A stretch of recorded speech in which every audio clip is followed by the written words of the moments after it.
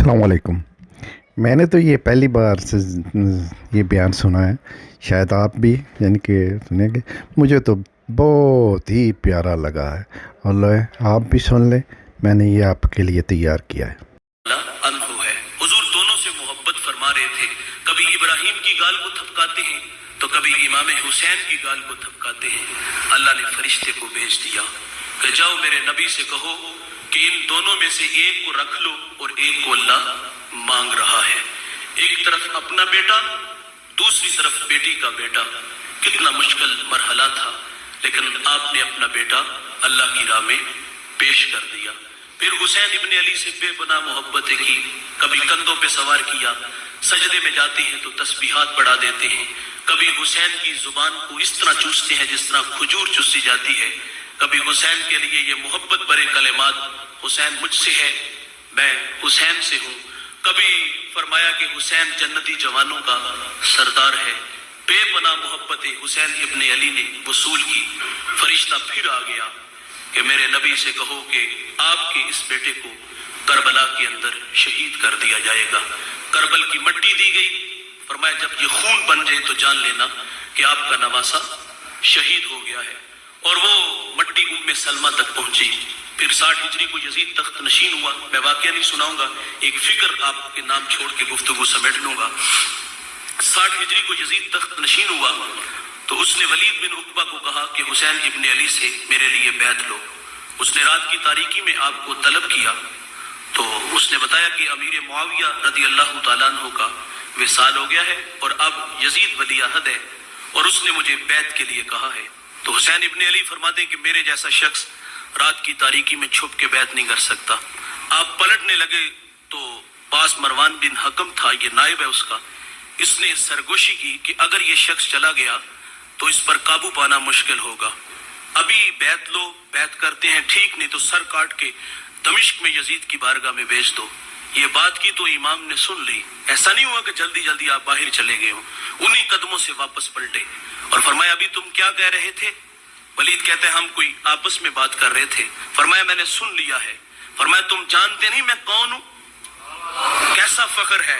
فرمایا میری رگوں میں حیدر کرار کا خون دوڑتا ہے، اور فرمایا معاویہ کا بیٹا یزید فاسق ہے، فاجر ہے، میں حسین اس کی بیعت سے انکار کرتا ہوں۔ دو ٹوک بات کی، گھر تشریف لے آئے، اپنی بہن زینب سے کہا کہ یزید بیعت کے لیے کہہ رہا ہے اور میں نے بیعت کرنی نہیں، اور وہ رد عمل کے طور پہ یہاں لڑائی چاہے گا، اور میں مدینہ الرسول صلی اللہ علیہ وسلم کے تقدس کو پامال نہیں ہونے دوں گا، اس شہر کو خون سے لالا زار نہیں ہونے دوں گا۔ مشورہ یہ طے پایا کہ ہم مدینہ چھوڑ کے مکہ چلے جاتے ہیں۔ مجھے بتائیے صاحب، مدینہ چھوڑنا کیا اتنا ہی آسان کام ہے؟ اس مجمع میں بہت سارے لوگ حاجی بھی ہیں، بہت سارے لوگوں نے عمرہ کی سعادت حاصل کی ہے، 8 دن 10 دن کی عارضی رہائش ہوتی ہے، جب واپس پلٹتے ہیں تو دل پہ ہاتھ رکھ کے آتے ہیں۔ مدینہ چھوڑنا قیامت سے کم نہیں یار، یہ جو دیکھا ہے یہ ان کی کہانی ہے، جنہوں نے مدینہ نہیں نہ دیکھا یہ ان سے پوچھ کے دیکھو۔ کرم فرماؤ ساڈے تے حبیبی یا رسول اللہ، مدینے آؤن نہیں دیندی غریبی یا رسول اللہ۔ اور یار یہ جس نے مدینہ نہیں دیکھا یہ کیفیات اس کی ہیں، اور کچھ عشاق تو ایسے ہیں کہ وہ یار کے ڈیرے پہ ہی جا کے بیٹھ گئے ہیں۔ قبلہ فرماتے ہیں مجھے ایک بوڑھا ملا تو میں نے کافی دیر اس کے پاس بیٹھا رہا، بڑی باتیں ہوئی، نماز کا وقت ہوا تو میں نے رخصت چاہی، اور اتنی بات کہہ کے میں گزرنے لگا کہ بابا جی اجازت دیجیے، اللہ آپ کو لمبی زندگی دے۔ فرماتے یہ کہنا تھا کہ بوڑھا چھلک پڑا، آنکھوں میں آنسو آ گئے۔ فرماتے میرا دل ڈوب سا گیا کہ میں نے تو کبھی پاکستان میں بھی کسی کا دل نہیں دکھایا، اور یہ درے حبیب اور یہاں اس کی آنکھوں میں آنسو کیوں آئے؟ فرماتے میرے قدم رک گئے۔ سوال کیا کہ بابا جی میری کوئی ایسی بات جو دل کو لگی ہو؟ کہا بیٹے مدت ہوگی یار کے آستانے پہ آ کے بیٹھا ہوں، اور میں روزانہ مرنے کی دعائیں کرتا ہوں اور آپ میرے لیے زندگی کی دعائیں مانگ رہے ہیں۔ تو کچھ لوگ وہاں بیٹھ گئے ہیں، وہاں مدینہ چھوڑنا قیامت سے کم نہیں۔ آپ نے مدینہ الرسول کو چھوڑا، مکہ تشریف لائے، مکہ والوں نے آپ کا استقبال کیا، اور ادھر کوفہ والوں نے خط لکھنے شروع کر دیے۔ خط بہت سارے آئے، اور بعض خط بڑے تلخ تھے جس میں انہوں نے کہا کہ اگر آپ ہماری سرپرستی کے لیے نہ آئے تو ہم بروز قیامت اللہ کو شکایت کریں گے۔ کہ ہم بے ایمان تھے اور آپ کے نبی کا نواسا ہماری مدد کے لیے نہیں آیا۔ خوف الہی سینے میں تھا، لیکن اس بات نے دل میں اور زیادہ خوف ڈال دیا۔ اور دوسری بات کہ آپ کی شہادت کی خبر بچپن میں ہی مشہور تھی۔ حضرت علی فرماتے ہیں کہ آپ ایک سفر سے تشریف لا رہے تھے اور ایک جگہ پڑاؤ ڈالا تو آپ خیمے سے باہر آئے تو آنکھوں میں آنسو تھے۔ کسی نے کہا آپ کیوں روئے ہو؟ تو آپ فرماتے یہی وہ جگہ ہے جہاں میرے بچوں کو شہید کیا جائے گا۔ یہ کربلا سے یہ قافلہ جب دمشق کیا تو راستے میں لوگ چھتوں پہ چڑھ کے انہیں دیکھنے لگے تو ایک گھر سے ایک گڑیا نکلی اور اس نے قیدیوں کو پانی پلانا شروع کر دیا۔ سیدہ زینب نے شکریہ ادا کیا اور کہا یہ مہربانی کیسی؟ کہا بیٹے میرا تعلق مدینہ سے ہے اور میرا سیدہ فاطمہ کے پاس آنا جانا تھا، اور میں نے ایک دن ان سے کہا کہ آپ مجھے کوئی نصیحت فرمائیں، تو سیدہ نے فرمایا تمہیں جب کبھی کوئی قیدی ملے تو اس کو پانی پلایا کرنا۔ کہا آج اتفاق سے تم لوگ گزر رہے ہو تو میں آپ کو پانی پلا رہی ہوں، میری یہاں شادی ہو چکی ہے۔ تو سیدہ زینب کی آنکھیں بھر آئیں اور کہا اماں کو دل میں آرزو حسرت ہے؟ کہا ہاں بیٹے، میری جب شادی ہوئی تھی تو سیدہ فاطمہ کے آنگن میں ایک ننھی کلی تھی اور کچھ پھول کھلے تھے، آرزو یہ ہے کہ زندگی میں کبھی ان سے میری ملاقات ہو جائے۔ تو سیدہ فرماتی میں اماں آپ کے سامنے کھڑی ہوں اور میرے بھائی کا کٹا ہوا سر نیزے کی نوک پہ ہے۔ تو یہ بچپن میں ہی بات مشہور ہو چکی تھی اور انہوں نے خط لکھے کہ ہماری سرپرستی فرمائیں، اور آپ نے دوستوں سے مشاورت چاہی۔ مشورہ یہ طے پایا کہ مسلم بن عقیل کو نمائندہ بنا کے بھیجا جائے اور وہاں کے حالات سے یہ آگاہ کرے تاکہ فیصلہ کیا جائے۔ حضرت مسلم بن عقیل کوفہ چلے گئے۔ کوفہ کے جو گورنر تھے وہ نعمان بن بشیر رضی اللہ تعالی عنہ تھے اور وہ محب اہل بیت میں سے تھے۔ انہوں نے کوئی مزاحمت نہیں کی۔ پہلے دن 14,000 کوفی مسلم بن عقیل کے ہاتھ پہ بیعت کرتا ہے۔ آپ نے فوراً اپنے بھائی کو خط لکھ دیا کہ یہاں کے حالات سازگار ہیں اور یہ لوگ آپ کے لیے دیدہ و دل فرش راہ ہیں، تشریف لائیں اور ان کی سرپرستی فرمائیں۔ ادھر خط بھیج دیا گیا اور ادھر کوفہ کے حالات بدل گئے۔ وہاں جو یزید کے حمایتی تھے انہوں نے یزید کو خط لکھا، یہاں جس شخص کو تو نے متعین کیا ہے وہ تو ہاتھوں پہ ہاتھ دھر کے بیٹھا ہے، کسی ایسے شخص کو بھیجو جو یہاں کے فتنے کو دبائے۔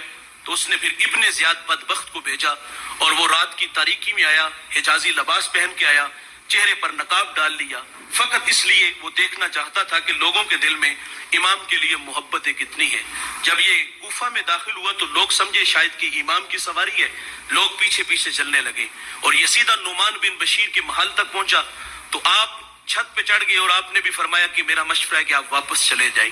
اس نے چہرے سے نقاب اٹھا دیا اور کہا مجھے یزید نے بھیجا ہے۔ نعمان بن بشیر کو موصول کیا گیا۔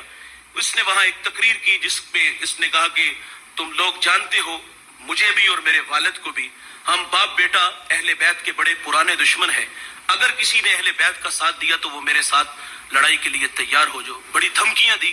پھر وہی ہوا الکوفی لا یوفی، کوفیوں کی بے وفائی بڑی مشہور تھی، وہ بے وفا نکلے۔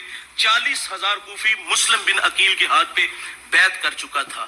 مسلم بن عقیل جب مسجد کی طرف آئے تو پیچھے 1,000 بندہ تھا، نماز کے لیے کھڑے ہوئے تو پیچھے 500 بندہ تھا، سلام پھیرا تو پیچھے ایک بھی کوفی باقی نہیں تھا۔ مسلم بن عقیل شہید ہو گئے اور ادھر حالات جو بدلے تھے، کوفہ کے حالات بدل چکے ہیں اور ادھر امام نے آنے کی تیاری کر لی۔ صحابہ نے ہر چند کہا لیکن آپ فرماتے میرے غم گسارو، میرے جان نثارو، مجھ کو نہ روکو، مجھ کو جانے دو، مجھے نانے کے دین کی ڈوبتی کشتی بچانے دو، میں چاہتا ہوں کہ دنیا میں وفا کا نام رہ جائے، میں رہوں نہ رہوں پر عظمت اسلام رہ جائے۔ فرمایا لوگوں اگر میں نہیں جاتا، نبی کے گھر کی آن جاتی ہے، تمہارا دین جاتا ہے، میری غیرت ایمان جاتی ہے۔ رخت سفر باندھا، سر راہ فرزدق عرب کا مشہور شاعر، ملاقات ہوئی، حالات پوچھے تو 2 لفظوں میں اس نے کہانی کہہ ڈالی، دل آپ کے ساتھ، تلواریں یزیدیوں کے ساتھ۔ 10,000 کا لشکر لے کر ہر حضرت امام کو روک لیتے ہیں۔ آپ نے فرمایا انہیں پانی پلاؤ، ان کے جانوروں کو بھی پانی پلایا گیا۔ قصہ مختصر میرے بھائی، 1 یا 2 محرم کو یہ قافلہ کربلا تک پہنچا، 7 محرم کو پانی بند ہوا، 500 پہرے دار نہر فرات پہ کھڑے ہیں کہ حسین کے کسی بیٹے کو بھی پانی کی ایک بوند نہیں دینی۔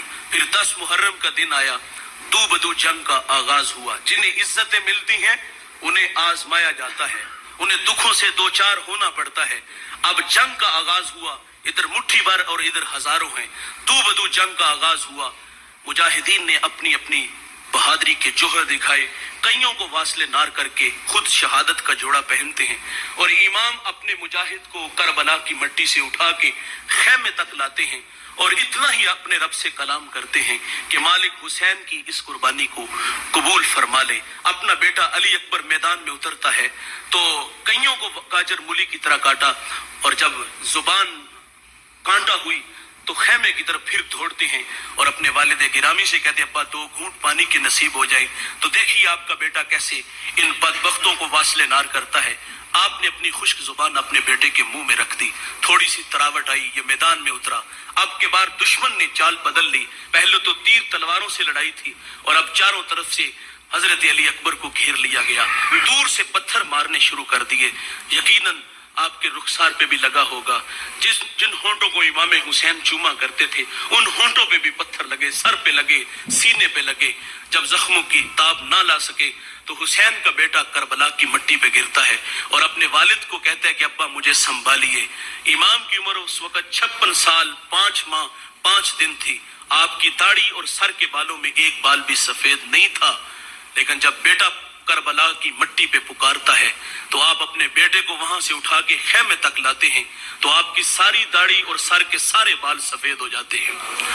फिर अपना नन्ना अली असगर भी पेश कर दिया। फिर खुद मैदान में उतरे और साहिब खुद फिर शहादत का जोड़ा पहनते हैं।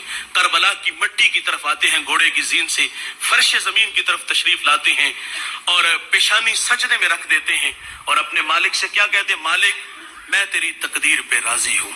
देख मालिक 72 तन पड़े हैं और अपना बदन भी जख्मों से चूर चूर है। मैं राजी हूं, बता तू भी मुझसे राजी हुआ है कि नहीं हुआ।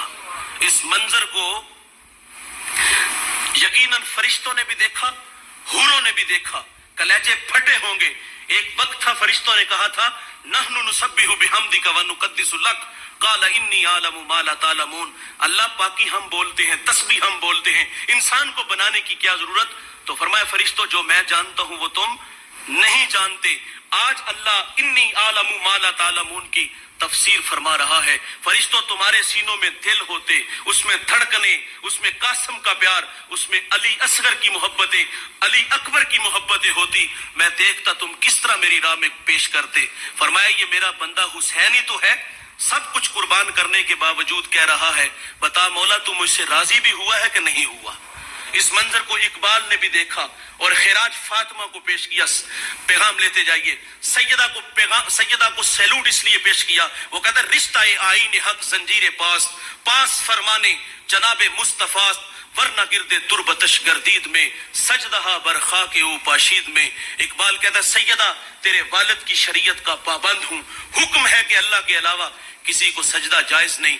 वरना इकबाल कहता है आज जी चाहता है काबे की तरफ मुंह करके सजदा ना करूं, तेरी कब्र की तरफ रुख करके सजदा करूं।